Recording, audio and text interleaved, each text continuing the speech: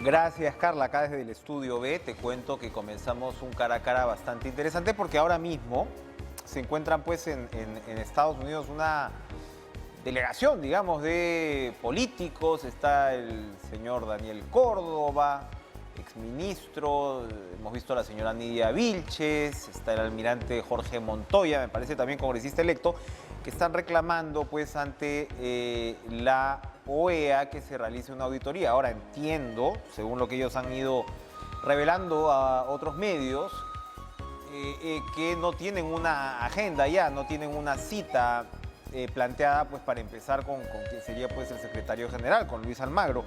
Y el caso que se cita, que se ha venido citando en estos días, lo conversábamos ayer con Patricia Juárez de Fuerza Popular, desde esa orilla, el caso que se cita es el caso de Bolivia, porque allí la OEA realizó efectivamente pues una auditoría sobre las elecciones de octubre de 2019. ¿Qué pasó con esa auditoría? Era, por supuesto, una nueva elección de Evo Morales que competía con el señor Carlos Mesa y se dio efectivamente la auditoría que recomendó finalmente unas nuevas elecciones. Pero el tema es un poco más complejo y lo vamos a conversar con la colega Nancy Bacaflor, colega boliviana que se encuentra desde La Paz y a quien le damos la bienvenida esta noche. ¿Cómo está, Nancy? Gracias por estar con nosotros. ¿Cómo está, Enrique? Un gusto estar en contacto con ustedes desde acá, desde Bolivia. Un gusto también. A ver, Nancy, a ver si nos puede ayudar a entender, porque acá se está citando el caso boliviano como una suerte, por parte de quienes están con la causa de Fuerza Popular, como una suerte de antecedente o de paralelo, de posibilidad. Lo que estábamos interesados es que nos cuente en detalle cómo fue este proceso, que entiendo que todavía sigue incluso en curso una investigación y claro, ha habido pues inestabilidad en Bolivia también política en los últimos años, pero ¿qué cosa fue lo que pasó en ese momento? ¿Cómo se realizó? ¿En qué circunstancias se realiza esta auditoría? Que de todas maneras pues es una situación muy atípica, ¿no? Ujú. Sí, lo que pasa, Enrique, yo creo que hay que poner en antecedentes y en contexto el hecho crucial, digamos, que es las elecciones de 2019. Y se asienta esa crisis del 2019 con antecedentes que tienen que venir, como usted mismo dice, los últimos años de crisis política, de tensiones en Bolivia, a raíz de un referéndum que se realizó en 2016 y que este dio como resultado la negativa de una mayoría de la ciudadanía boliviana para que el expresidente Evo Morales se repostule. Yo creo que ese ha sido un punto clave a partir del cual se ha derivado una serie de hechos posteriores. Este ha sido un punto crucial. Posteriormente se ha ido desgastando, digamos, el escenario político en Bolivia cuando el Tribunal Constitucional de Bolivia declaró la reelección indefinida, avaló la reelección indefinida para tanto el expresidente Evo Morales y para su acompañante, el ex vicepresidente Álvaro García Linera. Un tercer elemento que me parece importante situarlo en este momento es que el Tribunal Supremo Electoral avaló la inscripción y la candidatura del expresidente Evo Morales. Este es el tercer hito, digamos, antes de que se desencadenen los hechos de las elecciones de 2019. Tras la habilitación de estas ex autoridades como candidatos para las elecciones, el día mismo de las elecciones nacionales había ya un escenario político de tensión, de desconfianza, de mucha sensibilidad política, tanto de opositores como de oficialistas.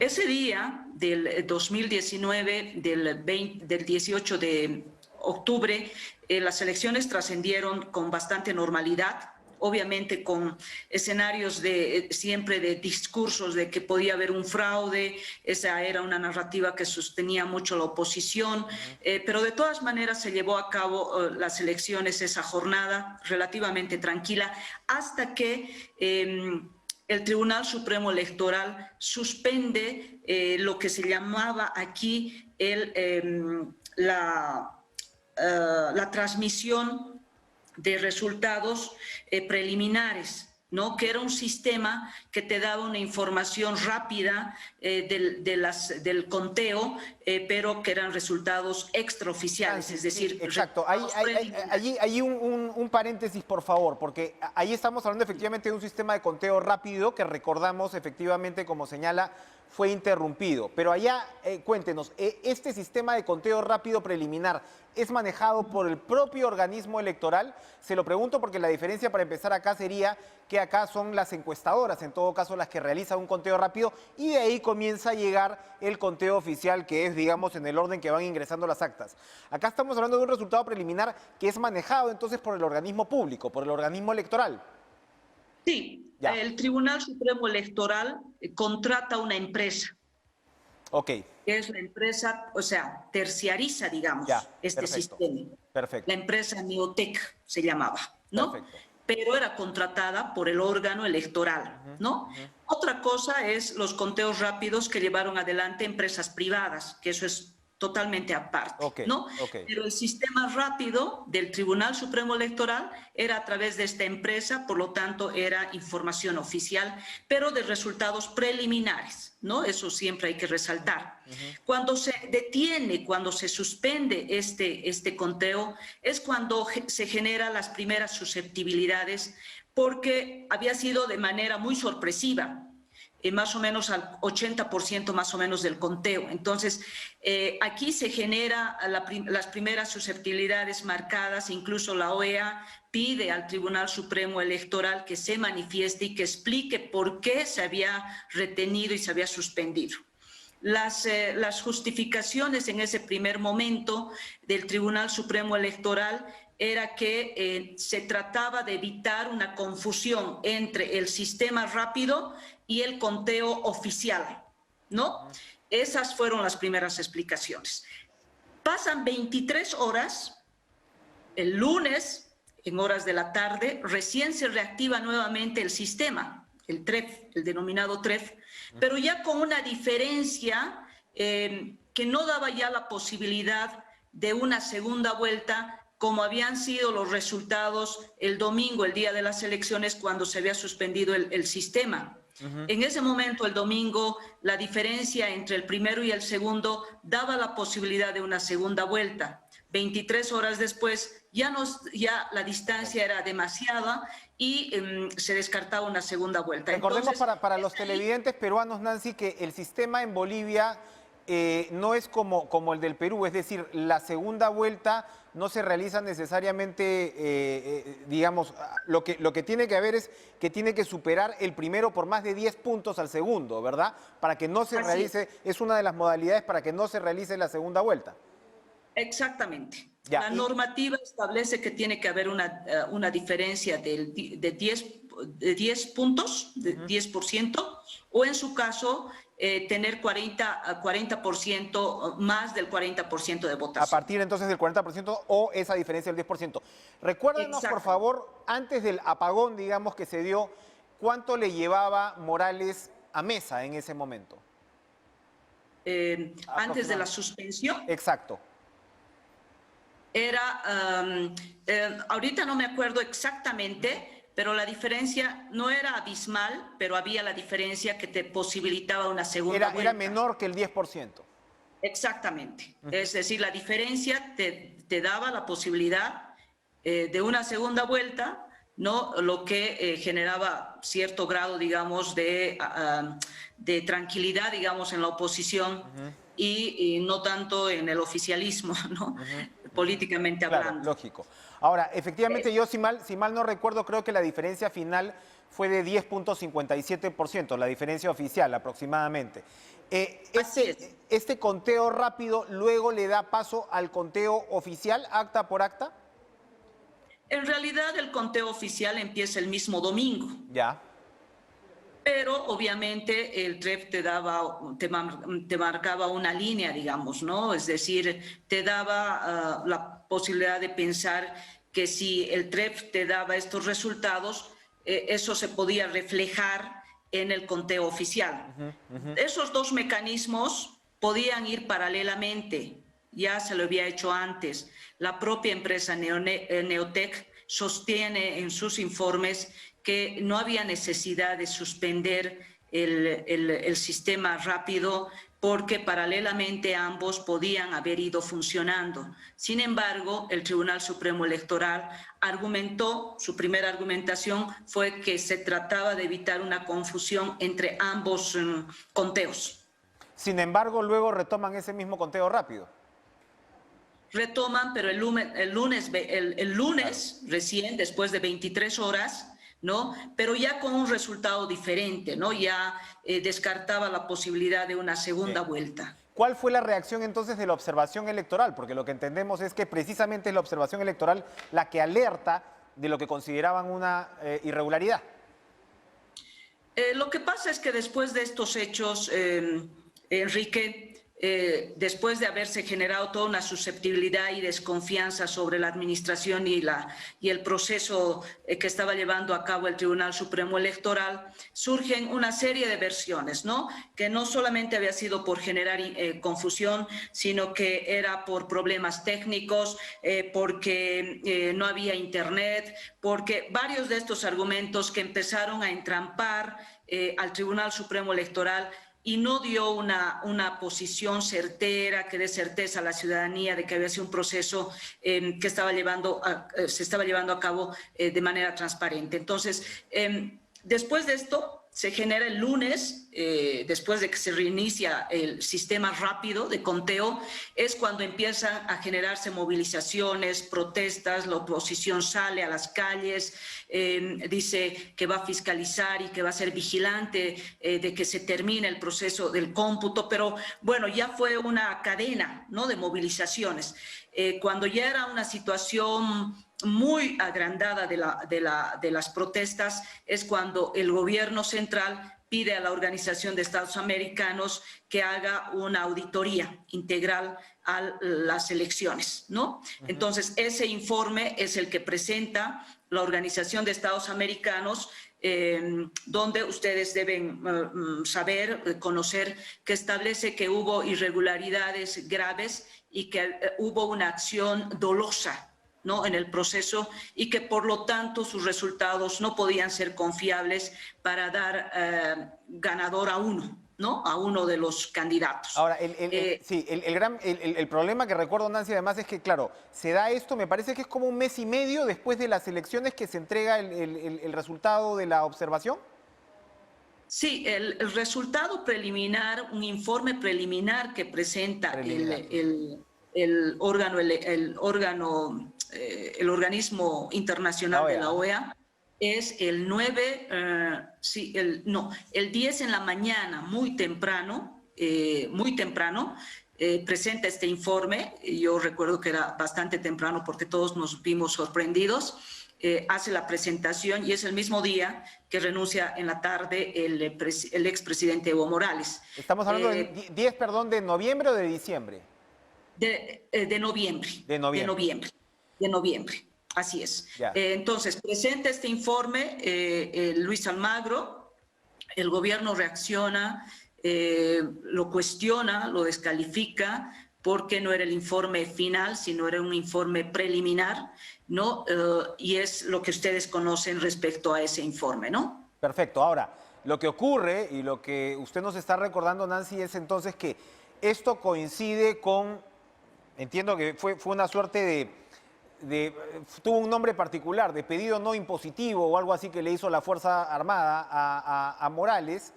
Morales renuncia efectivamente, comienza el periodo de exilio, entra el gobierno interino, pasan todos los problemas de inestabilidad que hemos visto y ahora recientemente el MAS ha vuelto al poder. Pero la pregunta va a que esto no terminó en nuevas elecciones. Esto terminó en una gran cadena, además de inestabilidad, para empezar. Así es, Enrique. Lo que pasa es que el expresidente Evo Morales renuncia.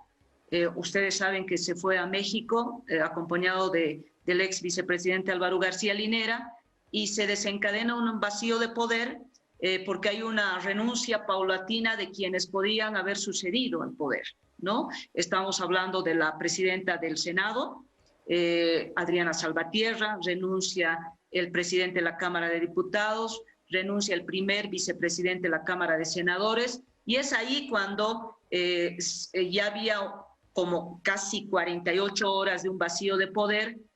No había gobierno en Bolivia, no había una cabeza que dirija, había protestas, había movilizaciones, había un grado de inseguridad ciudadana, las Fuerzas Armadas no estaban, habían sugerido obviamente la renuncia del expresidente Evo Morales, la policía todavía no había salido a las calles a hacer resguardo, seguía en el motín, entonces había una situación política de crisis bastante preocupante, y es ahí cuando se da la sucesión, digamos, de Yanine Áñez, que era hasta ese entonces la segunda vicepresidenta del Senado Nacional. De ahí desencadenan muchas otras cosas, obviamente, que ustedes también las deben conocer, que no termina rápidamente unas elecciones, sino hasta después de un año, que es cuando el movimiento al socialismo gana con poco más de 55% las elecciones y se hace del poder el actual presidente Luis Arce Catacora, que es del movimiento al socialismo. Y la señora Áñez termina en prisión, etcétera. Efectivamente, como usted recuerda, se abre este periodo de grave incertidumbre. Ahora, ¿qué pasó finalmente con el resultado? Porque, a ver, hay un informe preliminar de la OEA. La OEA luego confirma su informe, me parece que en el mes de diciembre, ¿no? Cuando ya los hechos estaban consumados. Pero ¿qué pasó luego con la justicia boliviana como tal? ¿Eso se ha cerrado, se ha llegado a un capítulo final sobre lo que pasó en esas elecciones? Lamentablemente no, Enrique. Lamentablemente hemos tenido ese informe de la Organización de Estados Americanos.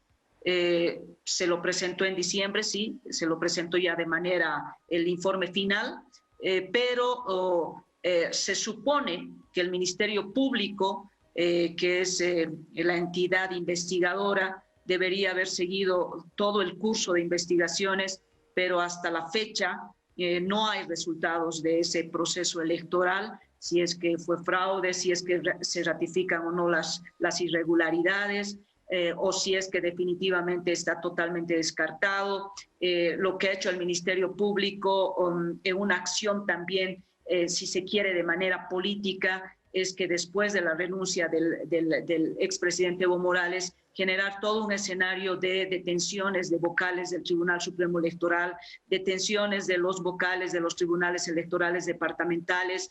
Muchos fueron detenidos de manera domiciliaria, pero después de un año, cuando vuelve el movimiento al socialismo, el Ministerio Público lo que hace es declarar sobreseídos y cerrados los casos en los niveles departamentales, es decir, en las oficinas departamentales del órgano electoral. Todos esos procesos se han declarado cerrados porque no había indicios para culpabilizar a esos vocales. Sin embargo, el proceso contra los vocales del Tribunal Supremo Electoral todavía está abierto y todavía está latente, pero sin que los bolivianos y las bolivianas tengamos la certidumbre de qué es lo que realmente pasó. Hay dos narrativas, como ustedes saben, en el país, en Bolivia. Por un lado, quienes sostienen que hubo fraude y por el otro lado, quienes sostienen que hubo en realidad un golpe de Estado. Entonces son esas dos posiciones polarizadas en el país que no terminan cuajar hasta ahora. Una polarización que no termina, efectivamente. Nancy Bacaflor, muchas gracias por acompañarnos esta noche y darnos luces de lo que pasó y lo que está ocurriendo todavía en Bolivia, una situación que algunos quieren compararla. Yo quería añadir, gracias Nancy por estar con nosotros, vamos a continuar en cara a cara, pero sencillamente redondear lo que son los conceptos aquí. A ver, uno, estás hablando de un sistema electoral muy distinto, con una característica de segunda vuelta, como hemos visto, que el ganador o se tiene que llevar por encima del 40%, no es como el Perú, donde tienes que tener más de la mitad en todo caso, o además esta diferencia, que fue lo que se aplicó acá, del 10%, ¿no? Por lo menos el 10%, si el primero le lleva más del 10% al segundo, se la lleva.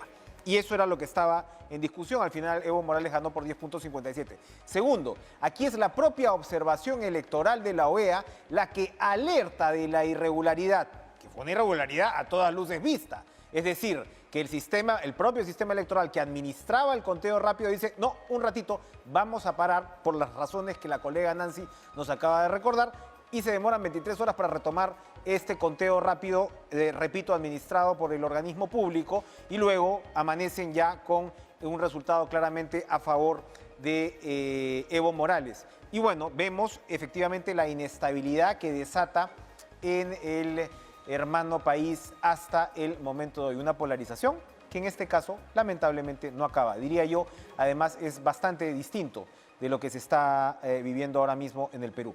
¿Vamos a hacer una pausa o seguimos? Señor productor. Pausa y regresamos con Luis Alberto Sánchez, vocero del Jurado Nacional de Elecciones, precisamente para conocer cómo avanzan los procesos de impugnación planteados por Fuerza Popular en este importante pleno. Regresamos.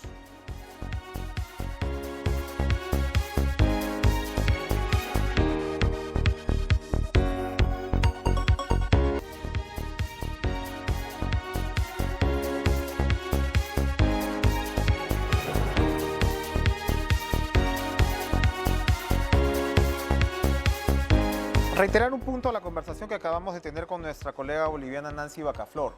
Además de las características que estábamos subrayando, resulta que esta era la tercera reelección de Evo Morales, que pretendía reelegirse a pesar de un referéndum que fue en contra de él, claramente pues con una manipulación del Tribunal Constitucional y digamos en una suerte de contraviento y marea. Es decir, el propio gobierno era el que estaba buscando una cuestionada reelección y esto está obviamente vinculado a los cuestionamientos electorales. Establezcamos las diferencias, ¿no? De todas maneras, establezcamos las diferencias con nuestro país y no nos olvidemos de las mismas. Vamos a conversar con Luis Alberto Sánchez, vocero del Jurado Nacional de Elecciones, a quien le damos la bienvenida para que por favor nos actualice. Señor Sánchez, muchas gracias por estar con nosotros, de cómo va este procedimiento, estas impugnaciones por parte de Fuerza Popular. Buenas noches. Buenas noches, señor Chávez, a usted las gracias.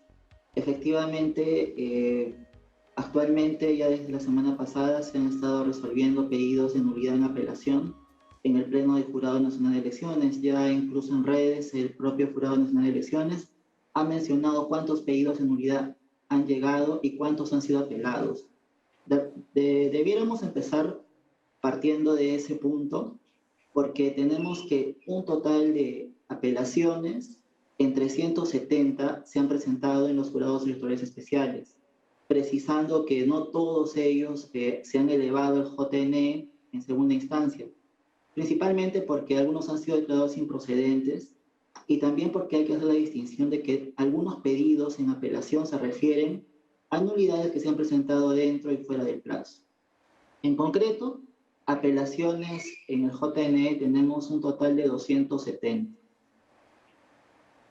Bien, ahora, entonces esta decisión, digamos, de que no necesariamente el jurado electoral especial, todos los que son denegados, vayan a ser apelados, es en todo caso potestad del partido o la organización que está presentando las impugnaciones. Ellos dicen, no, ya no me voy al Jurado Nacional de Elecciones. Así es. Ellos tienen la facultad de apelar o no apelar. En este caso, han decidido presentar un total de 370 pedidos de apelación, de los cuales han llegado al Pleno, concretamente, 270. Perfecto. 100 han sido declarados improcedentes en primera instancia. ¿Cuántos, perdón?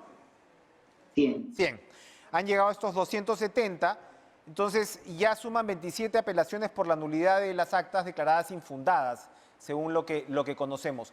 ¿Cuáles son? Y claro, estas por supuesto 27 sabemos que han sido presentadas dentro del plazo correspondiente.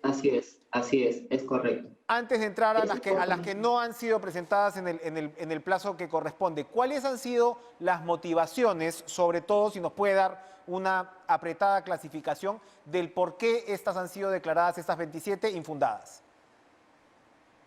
De forma genérica, estas 27 apelaciones infundadas vienen de jurados electorales especiales que han emitido un pronunciamiento de fondo. Han evaluado el pedido de nulidad acorde a lo que regula la Ley Orgánica de Elecciones. Ellos se han pronunciado respecto del fondo, evaluando los supuestos. El Pleno ha recibido este pronunciamiento de fondo, lo ha evaluado en apelación y en cada caso concreto ha decidido, en este caso, que sean infundados. A la fecha solo se tienen los votos, las resoluciones van a emitirse paulatinamente conforme cada magistrado le vaya dando forma a la resolución. Perfecto. Ahora, cuéntenos, señor Sánchez, ¿qué va a pasar con estas otras, la mayoría de impugnaciones que fueron presentadas fuera de plazo? Ya sabemos que el Jurado Nacional de Elecciones comunicó que no se iba a ampliar el horario, pero me imagino que tiene que hacerse explícito ahora cuando se tengan que evaluar todas estas impugnaciones. ¿Cómo es ese procedimiento y cuánto más puede demorar? Correcto. Es importante hacer esa distinción. Primero se ha empezado con aquellas nulidades que tienen un pronunciamiento de fondo. Probablemente en los próximos días se puedan también apreciar algunas resoluciones en el mismo sentido, pero es importante distinguir aquellas otras que se han presentado fuera del plazo porque el JNE ya ha sentado una posición, ya ha incluso reiterado en un acuerdo de pleno cuál es el plazo para presentar pedidos de nulidad.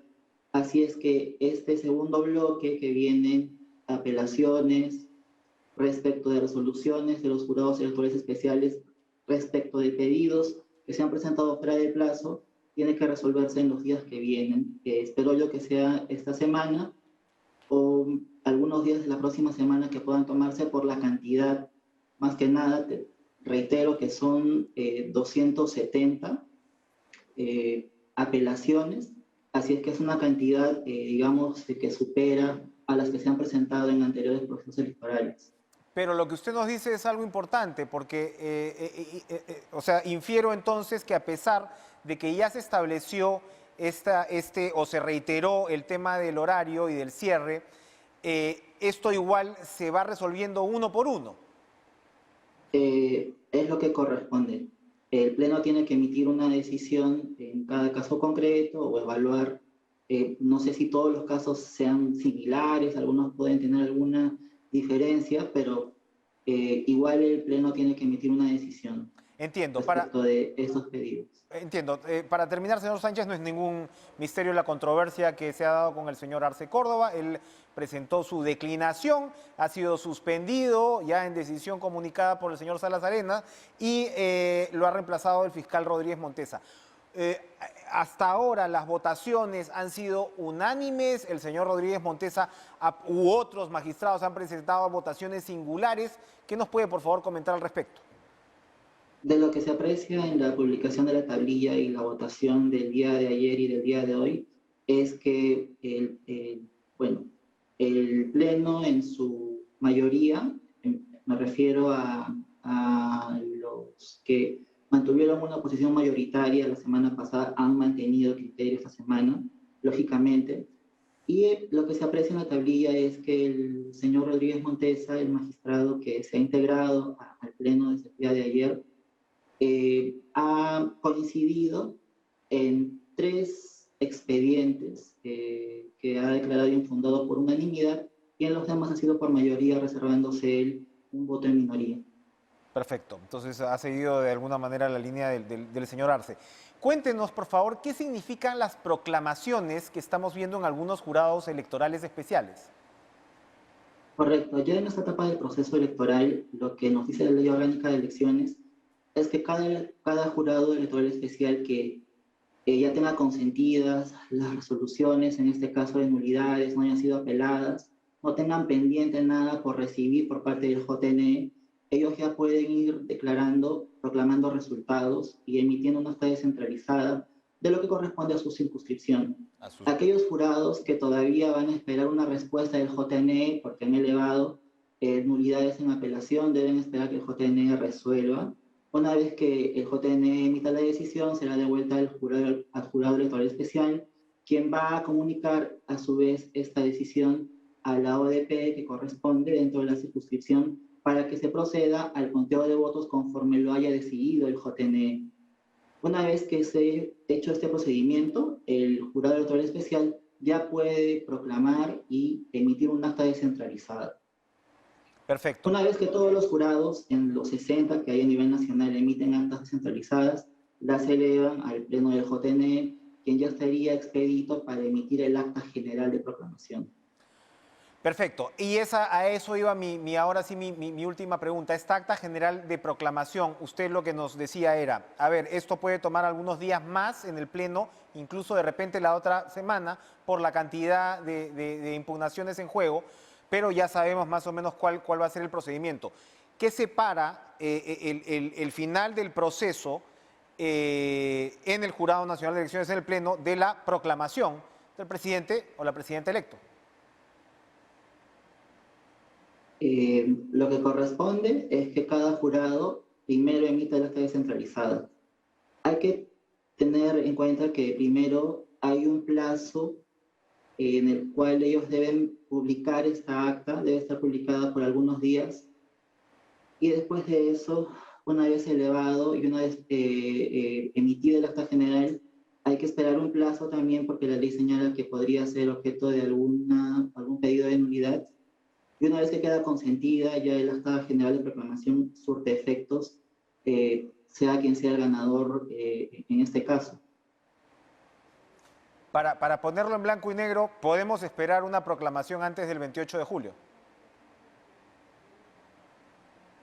Por los plazos ajustados, yo considero que sí se podría emitir, siempre que los jurados electorales especiales coordinen rápidamente con las ODPs y las ODPs devuelvan los resultados a los JE para que ellos puedan emitir rápidamente el acta de proclamación descentralizada. Perfecto.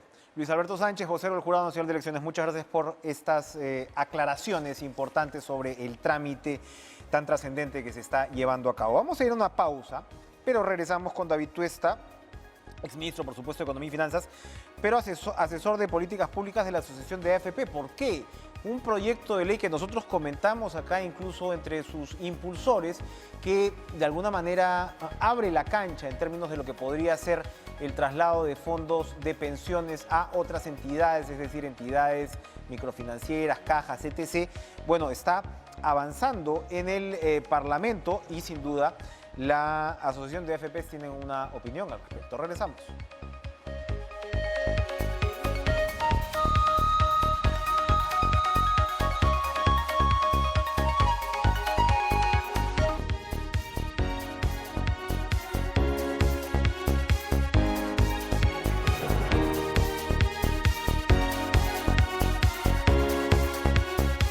Le damos la bienvenida a David Tuesta, exministro de Economía y Finanzas y asesor de políticas públicas de la Asociación de AFP. En primera instancia, por supuesto, queremos conversar sobre este cargo que él tiene. ¿Cómo está, David? Buenas noches, gracias por estar con nosotros. Porque se sabe pues que en el Congreso se está ya procesando este proyecto de ley para traspasar fondos de las AFPs a entidades financieras. Nosotros habíamos conversado hace algunas semanas con los promotores de este proyecto de ley, que eran las asociaciones efectivamente pues de microfinancieras, que lo que buscaban era permitir que cajas y otras entidades también administren fondos de pensiones. Se supone que la intención es abrir la cancha, abrir la competencia, pero queríamos por supuesto saber cuál es la opinión de la Asociación de AFPs, que entiendo más bien es de alerta al respecto. Cuéntenos, buenas noches. ¿Cómo estás, Enrique? ¿Cómo estás? Mira, la verdad efectivamente es una preocupación que tiene la asociación, pero para ser, digamos, más claros en la opinión, es una gran preocupación que tiene el Banco Central de Reserva, la Superintendencia de Banca de Seguros y el Ministerio de Economía y Finanzas, que les ha enviado sendos informes al Congreso diciendo que lo que están haciendo es un horror para el afiliado, para el país, ¿no? Yo creo que es la visión más completa sobre el asunto. Efectivamente, ellos, los que promueven esta ley, señalan que esto traería más competencia, pero la competencia en realidad no se genera de cualquier manera, ¿no? Las instituciones microfinancieras son instituciones que fundamentalmente prestan dinero y que asumen unos riesgos tremendos y muy concentrados, digamos, a diferencia de una entidad especializada de pensiones que su objetivo es invertir en el largo plazo, diversificado, en la mayor cantidad de activos en el mundo, y que promueve y que está permitiendo obtener rentabilidades de 11% anual, y diversificado y controlando los riesgos, versus en el caso de en general, el sistema bancario, que da rentabilidades o tasas de interés alrededor de 1 o 2%, y como mucho quizás alguna microfinanciera, pero nuevamente señalo, con altos riesgos, pero con rentabilidad que son la mitad, como mucho, de lo que están dando las AFPs. Entonces, eso, cuando usted lo multiplica por los años de aporte, 15, 20 años, pues la cantidad que terminaría perdiendo el afiliado desde el minuto uno es inmensa. Pero hay muchas más razones que podemos seguir comentando en el transcurso de la entrevista. Bien, ahora, este proyecto de ley entonces lo que estipularía es más allá de, como decía yo, darle a otras instituciones ese carácter, estipularía la libertad del usuario para moverlos de las AFPs a las microfinancieras, para mover esos fondos. O Así sea, es. no se referiría solamente a nuevos usuarios. No, no, es para todos, o sea, es para los actuales. Y claro, y ahí tienes otro problema, Enrique, que es, fíjate, ahí te había hablado de la rentabilidad comparado ahora, ¿no? En un escenario, vamos a decir, estático. Pero en el momento en que, por ejemplo, de manera masiva se incentiva a hacer ese movimiento hacia estas entidades bancarias, lo que se van a generar es dos efectos que van a hacer que la rentabilidad y la pérdida para el afiliado sea incluso mayor que ese escenario estático. ¿Por qué? Porque recuerden, los bancos van a necesitar el cash, el efectivo, ¿no? Para poder realizar sus funciones de préstamo. Entonces las FPs tendrían que vender los activos que actualmente están invertidos, ¿no? El dinero de los afiliados. Eso generaría una venta fuerte, una bajada en el precio de las acciones donde se tiene invertido, de los bonos del tesoro, por ejemplo, donde se tiene invertido, y al final el afiliado, por ejemplo, en su papel, en su estado de cuenta, dice que tiene como 100, pero como consecuencia de esa venta, al final cuando se le entregue, va a ser una cantidad bastante menor, ¿no? Como consecuencia de esa pérdida de valor. Y adicionalmente, cuando esa cantidad de dinero entre al sistema financiero, no especializado en pensiones, estamos hablando de casi 17 puntos del Producto Bruto Interno, una cantidad inmensa. Por esa liquidez generada, las tasas de interés van a bajar mucho más. Entonces el afiliado se va a ver, hay tres efectos negativos que hacen que la rentabilidad baje. Y adicionalmente hay un tema de seguridad de los fondos de pensiones, porque en las FPs hay unas estipulaciones claras respecto a la intangibilidad del fondo y que este es intransferible. Habrá que crear una especificación legal que no sé cómo lo van a hacer para que en los bancos también exista lo mismo. Eso no existe en un banco ni una microfinanciera. Y al mismo punto, también hay un tema relacionado a que la ley dice que se quieren proteger esos ahorros con el Fondo de Seguro de Depósitos. El Fondo de Seguro de Depósitos es un pago que realizan directamente las entidades financieras.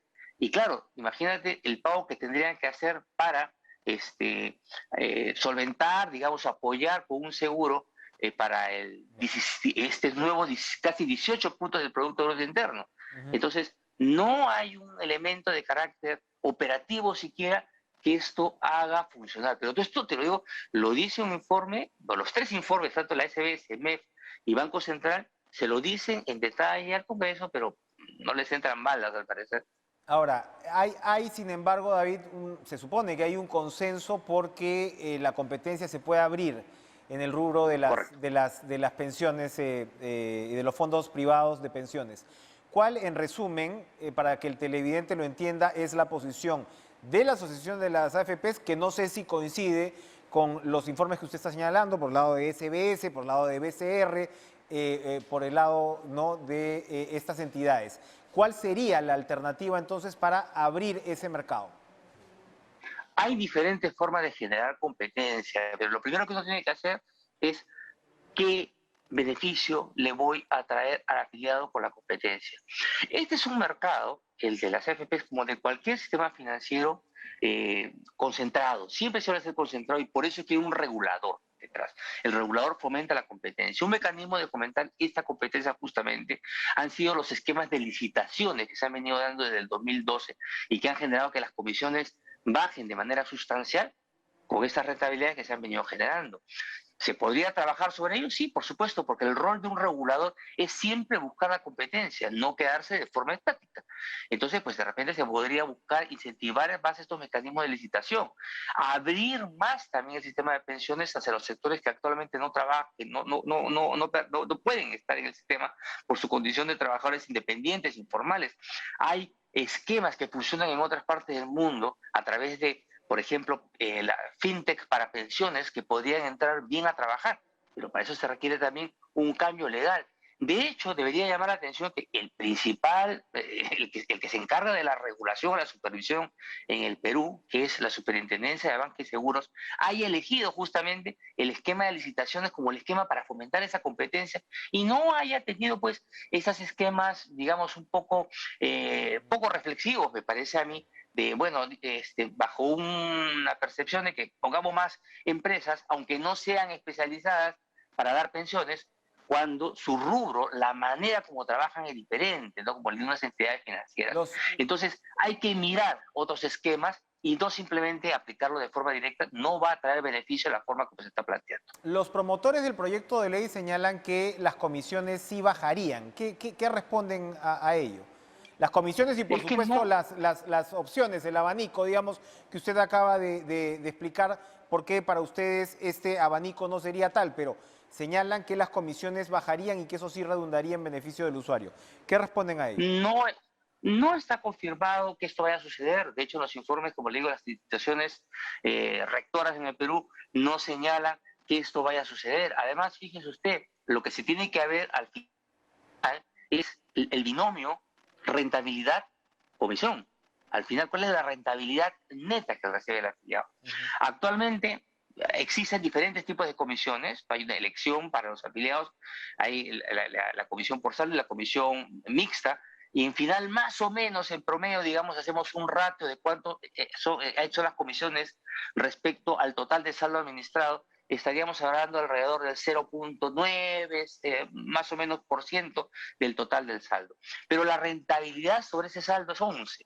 Digamos que más o menos en promedio, la rentabilidad neta de comisiones estará pues alrededor del 10%, ¿no? 9.5%, ¿no? Digamos usted, qué comisión, si es que bajaría, bajo lo que está señalando él, pero compárelo luego con la bajada a la mitad de la rentabilidad. Entonces, incluso imagínense si la comisión, imagínense que la comisión baje a 0, ¿ah? Pero su rentabilidad, en vez de ser 11, va a ser 4. Entonces, ¿dónde está el beneficio? De 4 menos 0 de comisión versus 11 menos 0.7, 9, no hay comparación, o sea, no tiene ningún sentido un esquema que diga, bajo comisión, pero finalmente te desaparezco la rentabilidad. Es algo completamente absurdo lo que están proponiendo. ¿En qué punto está el proyecto de ley y qué le faltaría para ser aprobado? ¿Ha pasado ya por comisión? Entiendo que el día de mañana, que está programado para debate en la Comisión de Economía, y luego de ello, pues todo indica de la manera como se está presentando la empresa que se aprobaría. Y bueno, parece señalarse que hacia finales de esta semana habrá un pleno, ¿no? Y su intención es aprobarlo, ya hacerlo, promulgar, ¿cómo se llama? Tener la autógrafa, digámoslo así, hacia finales de la semana, ¿no? Bien, aprovechamos por supuesto, David, su presencia para que nos comente sobre el estado actual de las expectativas económicas. Se ha dicho mucho, el señor Castillo, que todavía no es presidente electo, pero parece que se convertiría en el presidente electo, vamos a ver qué ocurre, pero él ha señalado que el señor Velarde debería quedarse al frente del BCR, ha tenido una reunión no presencial, virtual con el señor Velarde, donde le habría reiterado este pedido. El señor Velarde había dicho ya que hasta aquí nomás y entendemos, según lo que ha declarado Pedro Franque, que la está pensando. Nos imaginamos que es bueno porque se está respetando la autonomía del BCR, pero la pregunta ¿es suficiente? No, no es suficiente para nada. Fíjese, yo creo que es un buen paso, ¿no? Ha habido varias... partamos de que las expectativas negativas que tiene o que ha venido teniendo en los meses, en las semanas previas el mercado, tanto local como internacional, han sido fundamentadas, ¿no? Porque ha habido mensajes realmente confusos, ¿no? Por parte de diferentes miembros. Esto se iba de Perú Libre. Esto se ha ido finalmente pues convergiendo, han venido los mensajes de mayor sensatez en el ámbito económico por parte de Pedro Franque, no completo realmente en toda su visión económica, pero por lo menos algo más sensato al hablar que se van a respetar los derechos de propiedad, pero ojo, eso también son palabras, son cosas que el mercado también va a querer ir viendo cómo esto se va confirmando en cuando si es que se confirma, ¿no? Que asume el gobierno Pedro Castillo, y bueno, cómo serán los siguientes meses.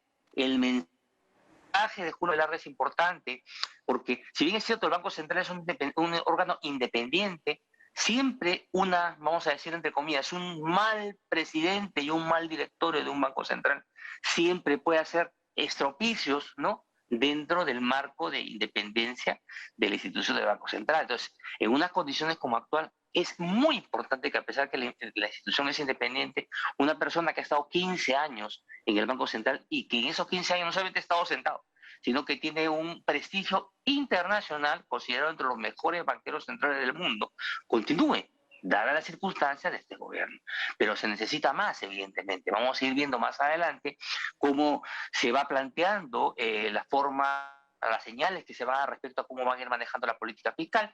Dicen, por ejemplo, que van a ser respetuosos, habrá que ir viendo eso en la cancha, y luego habrá que ver cuál es la conformación de su gabinete, y luego habrá que ver también este famoso tema de la Asamblea Constituyente, ¿no? Que fíjese, en el momento de que eso llegue a prosperar, si es que llegara a prosperar, esto, desde mi punto de vista, significaría poner en suspenso las decisiones de inversión, porque nadie, o muy pocos, estarán dispuestos a invertir a largo plazo, sin proyectos de 5 o 10 años, estos que generan empleo, si es que se pone en suspenso cuáles van a ser las nuevas reglas del juego. O sea, hay varias cosas que hay que ver, y bueno, esperemos. Ya el mercado le ha hecho notar a Perú Libre que el tema de las señales, el tema del Banco Central es importante. Fíjese, a pesar de todo este problema que hay ahora en pugna por los votos, ¿no? El tipo de cambio y la bolsa han reaccionado positivamente solo por la noticia de que Julio Velarde es el nuevo Banco Central. A pesar de, con lo cual se demuestra que el principal problema que había negativo en los mercados no era tanto el tema de los votos, era que tienen que dar señales claras. Los mercados le han dicho claramente a Perú Libre lo que tiene que hacer. Esperemos que estén en esa línea, porque somos parte de una economía global. No podemos hacer lo que nos dé la gana. Si hacemos lo que nos da la gana fuera de lo que significa el buen manejo económico, los mercados van a hablar, y negativamente, por supuesto, y las situaciones van a ser malas para la gestión económica, malas para el crecimiento, malas para la generación de empleo, 2,5 millones de desempleados, y malo para salir de la pobreza. Sería importante entonces, de ser proclamado, siempre haciendo la tingencia, que el ministro de Economía, para hablarlo claramente, ministro de Economía y presidente del Consejo de Ministros, se anuncien lo más rápido posible, es decir, con la mayor brecha posible el 28 de julio. Esperemos que sí. Yo creo que en tanto esto se empiece ya a confirmar, ojalá que estas cosas, toda esta situación de quién ganó, etcétera, ya se termine ya, por favor, esta discusión. Y una vez ellos, sí, sería bueno que no solamente, fíjese, va a ser el tema de ministro, presidente del Consejo de Ministros. En general, yo creo que va a ser la señal de contar con un gabinete que tenga una trayectoria de respeto a la Constitución, de respeto a las instituciones. Yo creo que eso sería la mejor señal de por dónde va la economía, por dónde va el respeto a las instituciones, ¿no? Y claramente el mercado interpretará, mira, estamos contando con personas de trayectoria profesional, personal, probas, éticas, y que respetan la Constitución. Yo creo que ese es el elemento clave. Y luego siempre va a quedar flotando en el ambiente estas, no sé si serán leyendas o sospechas de que, oye, y esto es solamente para los primeros minutos del partido, Claro. para el primer tiempo o para el partido completo. Entonces, eso habrá que irlo demostrando en la cancha, ¿no? Así que esperemos que estas primeras señales al menos se vayan dando. Para terminar rápidamente, lo que sí parecen haber insistido los técnicos de Perú Libre, los nuevos técnicos de Perú Libre es en la necesidad de que el Perú se puede endeudar un poco más, de que la situación fiscal del Perú aguanta un poco más. Velarde precisamente se refirió a los 11.000 y pico millones, 11.600 millones de línea de crédito adicional del Fondo Monetario. Ya sabemos lo que ha pasado con la pandemia, nos hemos endeudado 4 o 5 puntos más el PBI, pero dicen que podemos llegar hasta el 40%. ¿Usted está de acuerdo? Sí, y solo sí promovemos una economía que crezca sosteniblemente, porque al final el crecimiento es lo que se encarga de generar las bases para pagar el endeudamiento futuro. Lo que quiere el prestamista, el acreedor, es que el Perú o cualquier economía le asegure que ese mayor endeudamiento va a poder ser pagado. De la misma manera que cualquier persona quiere acceder a un crédito mayor, ¿no? Usted tiene que demostrar que va a poder pagar en los siguientes años, incluso si va a ser hasta 30 años, a 20 años, el endeudamiento que usted va a tomar. Y esto solo se logra con crecimiento sostenible. Y el crecimiento sostenible viene de la mano de buenas políticas que alienten la inversión privada. Entonces, esa va a ser la señal. Si es que el mercado ve que, este gobierno piensa alentar la inversión privada, no ahuyentarla, piensa respetar el derecho a la propiedad, no expropiarla, ¿no? Como se está de alguna manera señalando ahora, si eso se ve y la economía empieza a crecer vigorosamente, por supuesto, hay espacio para endeudarse, seguramente hasta el 40%, ¿no? Y el tema luego va a venir de cómo se usen esos recursos, ¿no? Va a ser muy importante. Una parte, evidentemente, para ayudar a aquellos colectivos que están más complicados ahora después de la pandemia, y luego a inversión, que es lo que tiene el efecto multiplicador más importante. Pero crecimiento sostenible, esa es la clave. Muchas gracias, David Tuesta, por acompañarnos esta noche en Cara a Cara. Vamos a una pausa, regresamos con lo último.